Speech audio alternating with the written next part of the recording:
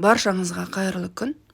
Бүгін мен сіздермен бірге хворостың ең дәмді, ауызда еритін рецептісімен бөлісетін боламын.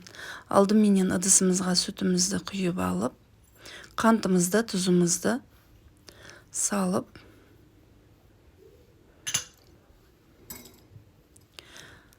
қантымыз бен тұзымыз ерігенше жақсылап араластырамыз.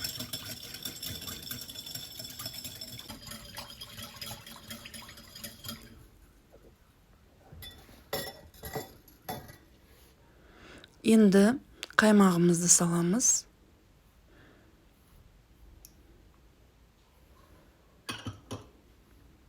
Жұмыртқаның тек қана сарысын ғана қосамыз. Ақ уызын бөліп алып, енді бұны да жақсылап араластырамыз.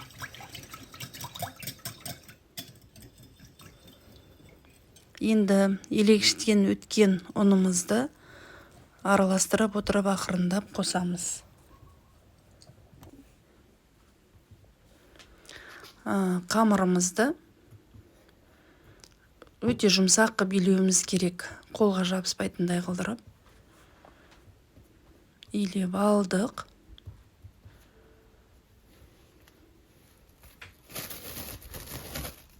Пищевой пленкаменен бетін жауып 10 минутқа тындырып қоямыз.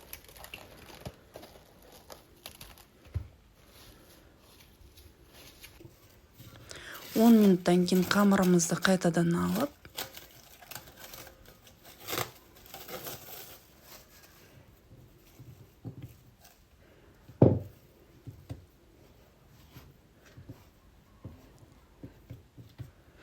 екіге бөліп,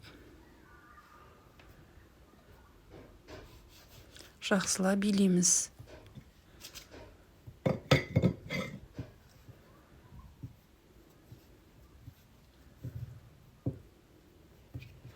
Енді мен көбірек ұнды қосып жібердім. Өте жұмсақ болғандықтан, қолға жабысып тұрғандықтан.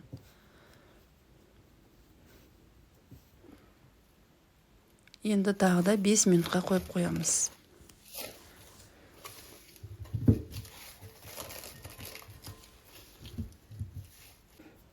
Тынған қамырымызды жұп-жұқа етіп жаямыз.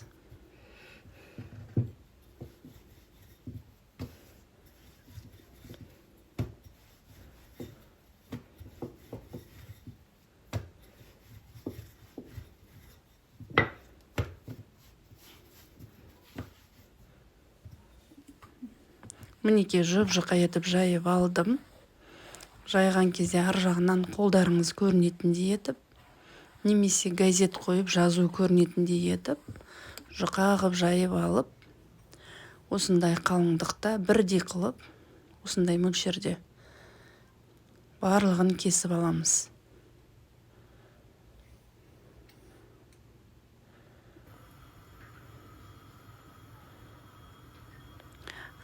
Осындай сушы таяқшасыменен дөңгелетіп алып, қызып тұрған майымызға розочка қылдырып пісіріп аламыз. Енді майымыз қатты қызып тұр. Осылай енді бірінші, екінші хворостарыңыз, қолдарыңыз жаттыққанша осылай дұрыс шықпайды. Ыстық кезінде формасын осылай келтіріп жіберу керек. Кішкене салқындап қалса, ол иілмей қалады.